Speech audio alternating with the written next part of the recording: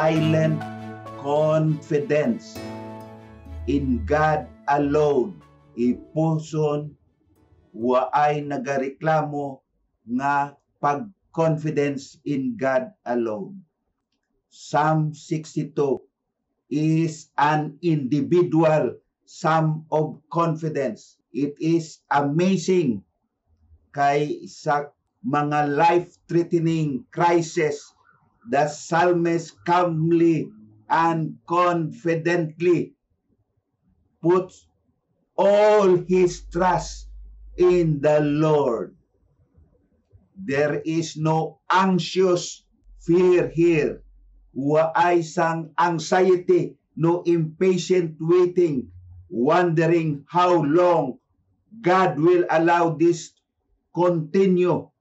Rather, the psalmist nagahulat in silence for God to deliver him.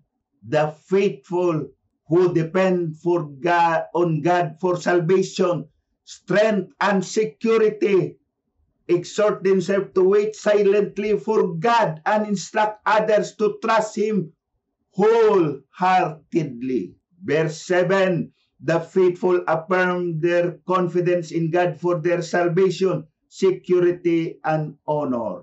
In God, my salvation and my glory, the rock of my strength, and my refuge is in God. The refrain prompts the psalmist to declare his faith clearly in God, requiring a verb for the sentence, perhaps is in God. In God, my salvation and my glory. Nagadepend sa Diyos. He also described as the rock of my strength. The second word probably modifies the verse, meaning my strong rock. Mabakod nga igang.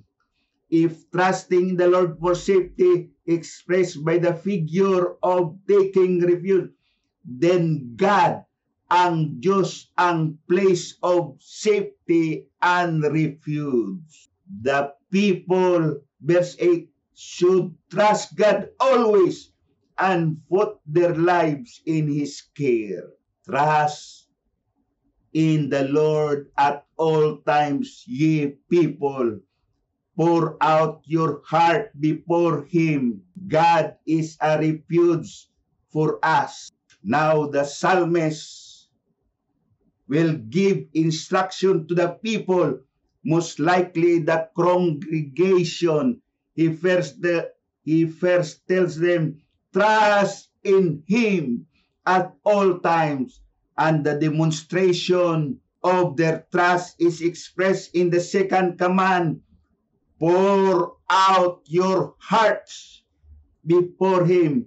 In view of the contrast between the nature of God and the current threat, God alone would be able to deliver them in any situation and any time. Ang Samaritan, wait in silence for God. Wait, nagahulat sa Diyos in silence for God.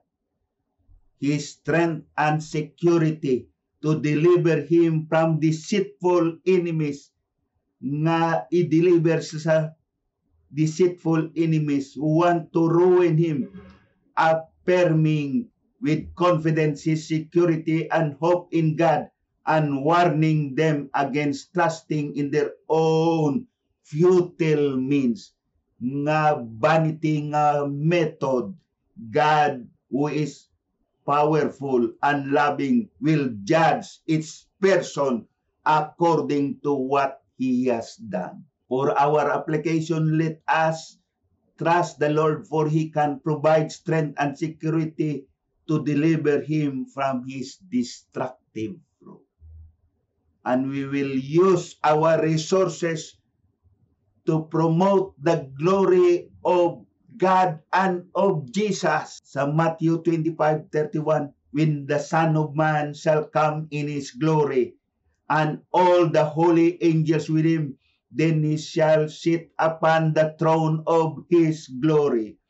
And before Him shall be gathered all nations, and He shall separate them from one another, as a shepherd God from the goats. He shall set, verse 33, he shall set the sheep on his right hand, but the goats in the left. Then shall the king say unto them on his right hand, Come ye, blessed of my Father, inherit the kingdom prepared for you from the foundation of the world. 35, I was hungered, and you gave me meat.